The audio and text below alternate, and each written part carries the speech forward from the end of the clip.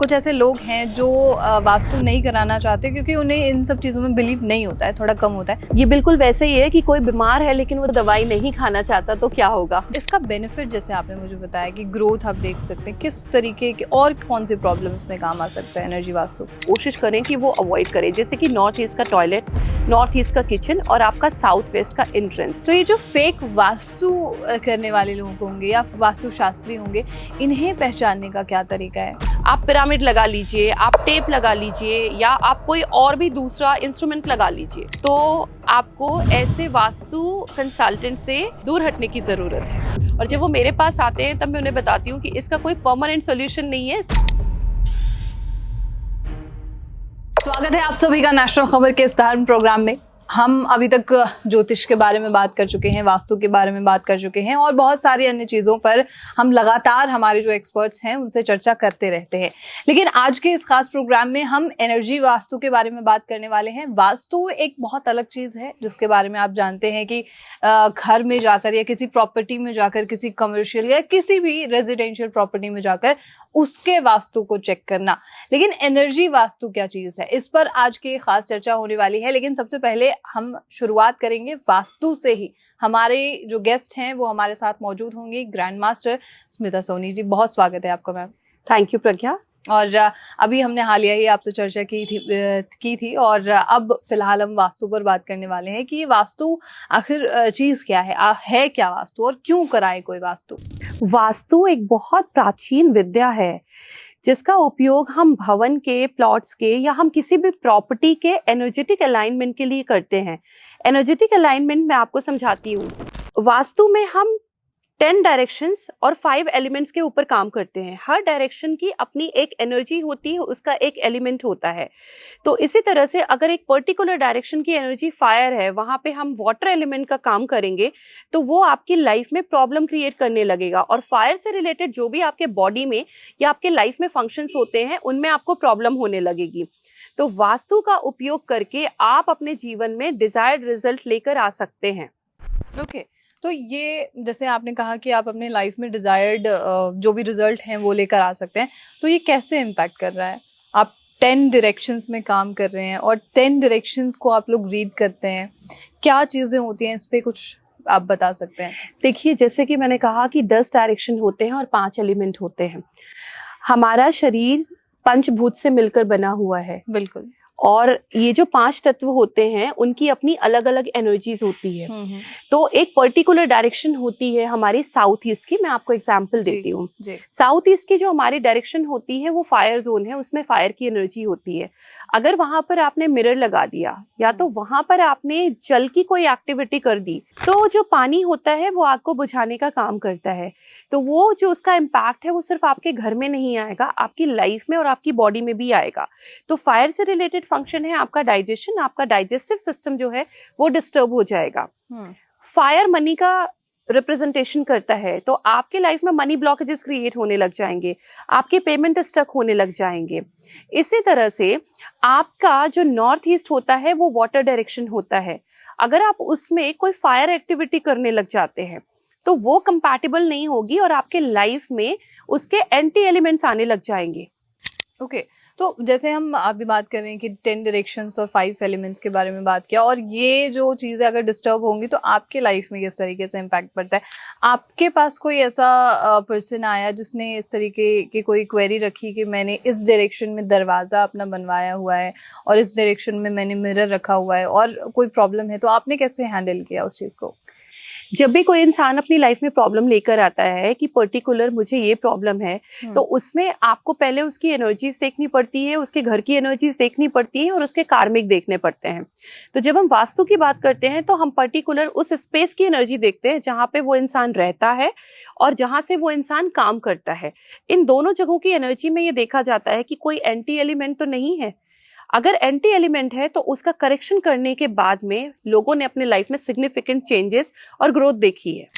Okay मतलब ये सारे अगर आप चेंजेस करते हैं तो ठीक है, तो और अगर कोई ना कराए तो इससे क्या होगा? मतलब कुछ ऐसे लोग हैं जो वास्तु नहीं कराना चाहते क्योंकि उन्हें इन सब चीज़ों में बिलीव नहीं होता है, थोड़ा कम होता है, तो अगर ना कराया जाए तो क्या इम्पैक्ट हो सकता है? ये बिल्कुल वैसे ही है कि कोई बीमार है लेकिन वो दवाई नहीं खाना चाहता तो क्या होगा। बिल्कुल बिल्कुल, तो कराना एकदम बेहद जरूरी है। बिल्कुल जरूरी है, क्योंकि वास्तु एक, देखिए बहुत सारे लोग वास्तु को एक सुपरस्टिशन लेकर चलते हैं, लेकिन वास्तु एक प्योर एनर्जी साइंस है। तो अगर आप बीमार हुए हैं और आप उसका इलाज नहीं कराएंगे तो बीमारी धीरे धीरे आपके शरीर में बहुत गहरा असर करेगी। उसी तरह से जब आप वास्तु नहीं कराएंगे या अपने घर की एनर्जीज को अलाइन नहीं कराएंगे तो पहले आपको थोड़ा लॉस होगा, फिर उसके बाद आप देखेंगे धीरे धीरे चीजें बढ़ती जाएंगी, फिर एक टाइम पे आके तो आपको इलाज कराना ही पड़ेगा। बिल्कुल। तो अब हम एनर्जी वास्तु के बारे में बात करें। ये तो वास्तु स्पेसिफिक हो चुका है कि वास्तु बहुत सारे लोग अलग अलग बातें कर रहे हैं, लेकिन एनर्जी वास्तु ये क्या चीज होती है, इस पर आप कुछ बताएंगे please. Energy vastu traditional vastu से थोड़ा सा एडवांस होता है। हमारा जो ट्रेडिशनल वास्तु होता है कुछ लिमिटेशन के साथ काम करता है। जैसे कि हम कहते हैं कि नॉर्थ ईस्ट में टॉयलेट नहीं होना चाहिए, नॉर्थ ईस्ट में किचन नहीं होना चाहिए, बिल्कुल सही है, इनकी कोई रेमेडी नहीं होती है। लेकिन जब आप ऐसी जगह पे रह रहे हैं, आज हम अपार्टमेंट सिस्टम में रहते हैं, हमारे पास कोई ऑप्शन नहीं होता है, लेकिन हमें ट्रीटमेंट तो करना है, तो एनर्जी वास्तु की हेल्प से आपका ये कुछ स्पेसिफिक प्रोसेस करते हैं जिससे कि ये डिफेक्ट परमानेंटली तो रिमूव नहीं होता है, लेकिन जो ब्लॉकेजेस होते हैं वो रिमूव हो जाते हैं और एनर्जीज अलाइन होती हैं। एवरी 3 to 6 मंथ अगर आप एनर्जी वास्तु हीलिंग अपने घर में करवाते हैं तो आपके घर के मेजर ब्लॉकेजेस से आप फ्री हो सकते हैं और लाइफ में ग्रोथ और हेल्थ को आप अट्रैक्ट कर सकते हैं। ठीक है, मतलब ये तो एनर्जी वास्तु के बारे में बात करें। इसका बेनिफिट जैसे आपने मुझे बताया कि ग्रोथ आप देख सकते हैं, किस तरीके के और कौन से प्रॉब्लम्स में काम आ सकता है एनर्जी वास्तु?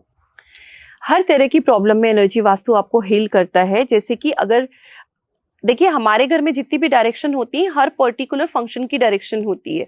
अगर हम रिलेशनशिप की बात करते हैं तो साउथ वेस्ट हमारे रिलेशनशिप को रिप्रेजेंट करता है, हमारे मनी को साउथ ईस्ट करता है, हमारी जो हेल्थ होती है उसको नॉर्थ ईस्ट करता है, मैनिफेस्टेशन के लिए वेस्ट डायरेक्शन काम करता है।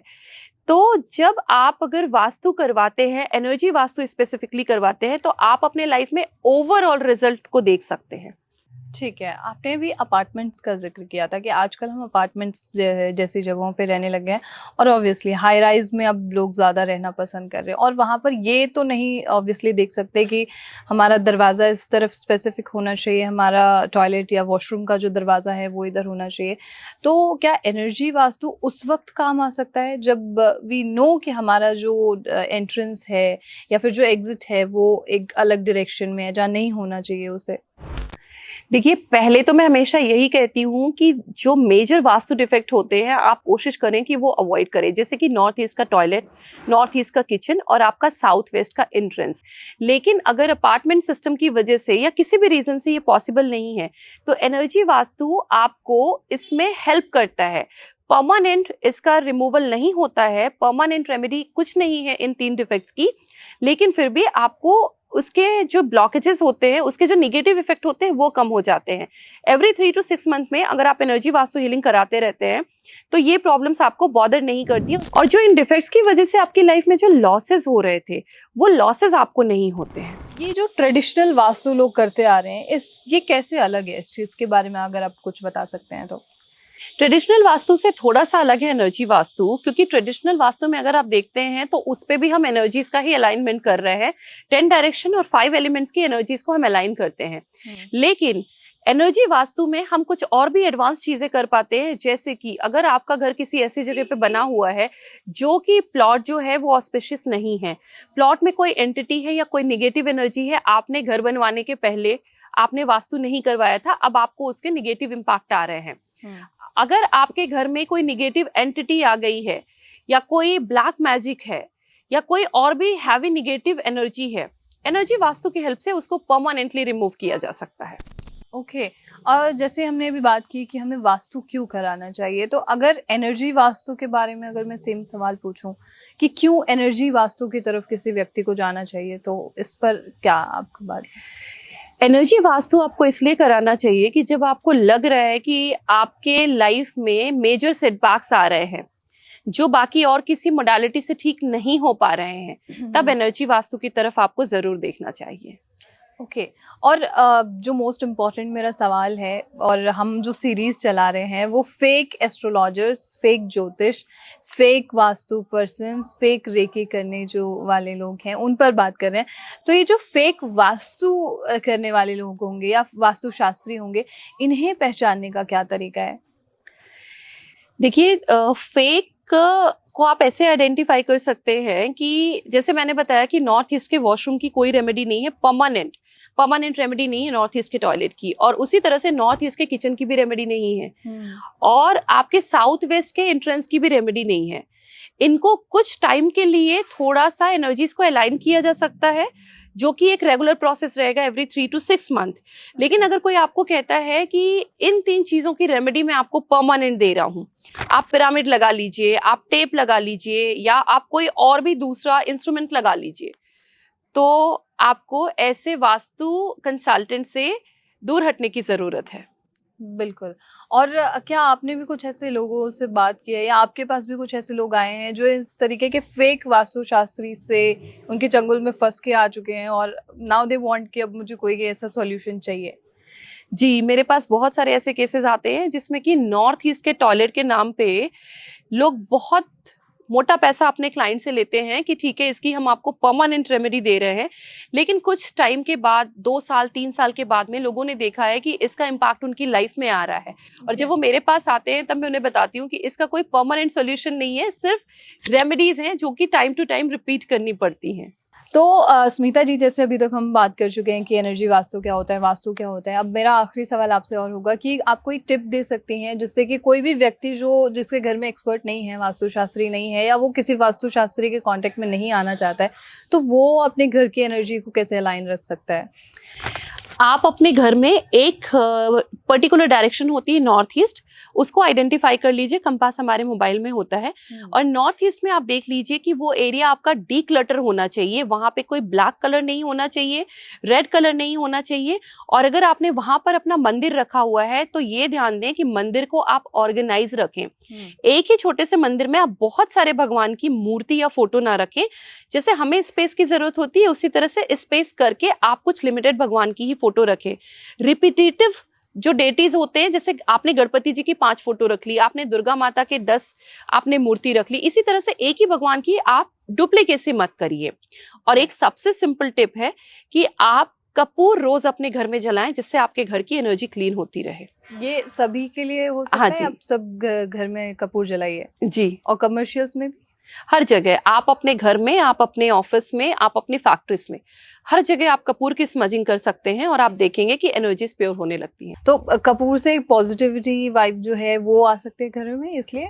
जी, कपूर पॉजिटिव एनर्जी को अट्रैक्ट करता है और निगेटिविटी को डिस्पेल ऑफ करता है। ओके, बहुत बहुत शुक्रिया आपका स्मिता जी इस खास जानकारी के लिए। Thank you so much. तो ये थी पूरी जानकारी। और जैसे हम लगातार वास्तुशास्त्रियों के बारे में और ख़ास तौर पर जो ज्योतिष शास्त्रीज हैं उनका भांडाफोड़ कर रहे हैं, तो इसी कड़ी में हम आगे भी चर्चा करने वाले हैं।